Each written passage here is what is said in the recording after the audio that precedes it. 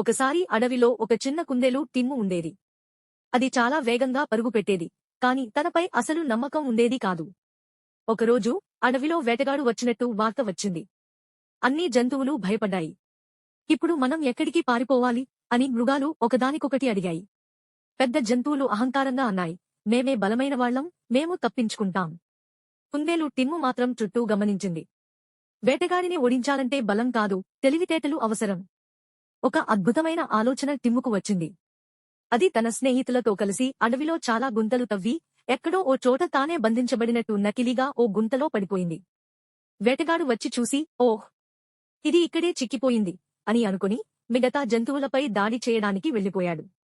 కుందేలు ఆ సమయాన్ని ఉపయోగించి అడవి మొత్తం హెచ్చరించింది. అందరూ సురక్షితంగా అజ్ఞాత ప్రదేశాలకు పారిపోయారు. అంతా ఆనందంతో టిమ్మును చూసి, నువ్వే మా నిజమైన హీరో. బలం కాదు, తెలివే అసలైన ఆయుధం అని ప్రశంసించారు. టిమ్ము సిగ్గుపడుతూ చిరునవ్వు చిందించింది. మనపై నమ్మకం పెంచుకుంటే ఏదైనా సాధ్యమే అని చెప్పింది.